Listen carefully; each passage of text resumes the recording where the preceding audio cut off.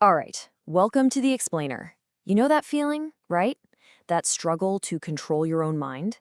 You want to be productive, you want to focus, but it feels like your brain just has other plans. Well, today we're going to tackle that head on. Okay, so which one do you pick? If you're anything like me, or, well, most people, you're grabbing that phone, even though you know the book is better for you. We do this all the time, right? We pick the easy, feel good option over the thing that would actually help us grow. So, what's the deal? Why is that easy choice so irresistible? And this quote right here, it just nails the core of the problem. Trying to control your mind by just forcing it, it's like trying to hold a balloon underwater. The harder you push it down, the more powerfully it just shoots right back up. So telling yourself, don't think about that, yeah, that just makes it worse. The thought comes back, but this time it's even stronger. To find a real solution, we've got to look under the hood and understand what's actually happening inside our brains. All right, so let's get into the science of it. Because look, this isn't just about trying harder or having more willpower. Nope. The reason we get so easily sidetracked is actually baked into our brain chemistry and, believe it or not, our mind's natural design. And the first piece of this puzzle really comes down to one key player: dopamine. You've probably heard of it, right? It's often called the motivation hormone. Basically, when your brain expects something good, it releases a hit of dopamine, and that's the chemical kick that pushes you to go get it. So, just take a look at this list. Think about your day. Your brain is practically screaming for everything on the left side, right? The video games, the social media, the junk food.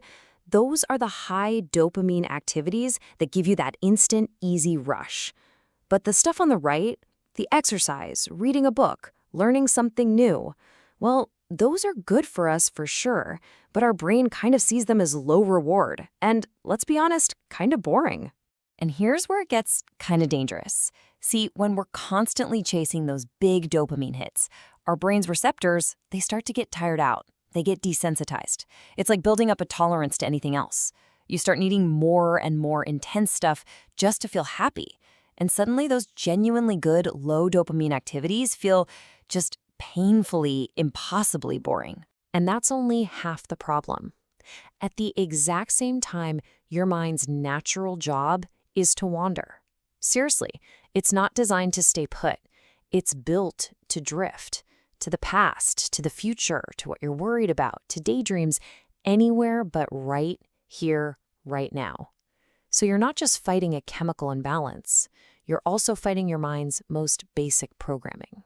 So, what do?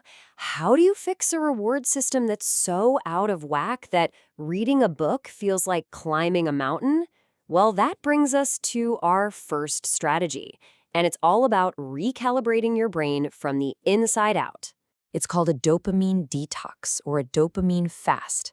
And the idea is actually pretty simple. You're going to temporarily starve your brain of all that artificial, high dopamine junk food it's gotten used to. By doing that, you give its overloaded receptors a chance to rest, recover, and reset to their natural, normal state. Okay, so here's how you do it. First, pick one day a week for your detox. On that day, you have to completely avoid the big stuff. No internet, no phone, no junk food, no TV or movies, no porn, and no alcohol. What are you allowed to do? Simple things. You can go for a walk or a run, exercise, read a physical book, or write with a pen and paper. Now, I gotta be honest, the first time you do this, it's gonna feel hard. You might even feel stressed out or super bored, but that's actually a good sign. That feeling, that's your brain starting to rebalance itself, so you gotta stick with it. And this quote just sums it up perfectly. When you are hungry, even food you normally dislike starts to taste good. That's the whole point. When your brain is starving for stimulation, those low dopamine things, like reading a book or just going for a walk, they start to feel genuinely interesting again. They feel pleasurable. You're basically resensitizing yourself to the simple joys of life. Okay, so resetting your brain chemistry. That's half the battle, and it's a huge step. But it's not going to magically stop your mind from wandering off. That's its nature, remember? So the other half of this is learning to work with your mind's tendencies, not just fighting against them. The core idea here is this principle, ek pal mein ek bal. It basically means one power in one moment, or put simply, one thing at a time. I mean, science has shown us over and over that multitasking is a total myth. It doesn't make you more productive, it just makes you more stressed and distracted. The real secret to focus is to stop fighting your mind and instead befriend it and gently guide it to just one single thing. And here's a super practical way to build that focus muscle. It's the famous 4-7-8 breathing technique. So you find a quiet spot and get comfortable. Then you breathe in through your nose for 4 seconds, hold that breath for 7 seconds, and then breathe out through your mouth for 8 seconds. Don't just think of this as a relaxation trick. Think of it as a workout for your attention. It's a simple tool you can use anytime, anywhere to train your focus. But here is the most important part of this whole exercise. When your mind wanders off, and trust me, it will, don't fight it. Don't get frustrated. The goal isn't to have a perfectly empty, silent mind. That's impossible. The real skill you're building is just noticing that your mind has strayed, and then, without any judgment, just gently guiding it back to your breath. You want to treat your mind like a puppy you're training, like a friend, not an enemy.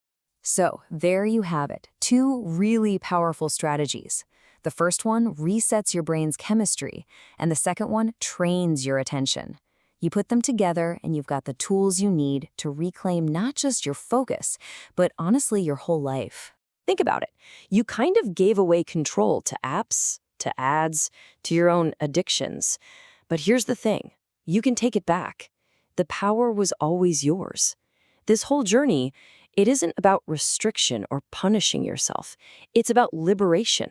It's about freeing yourself from all those invisible strings that have been quietly pulling at your attention and your choices.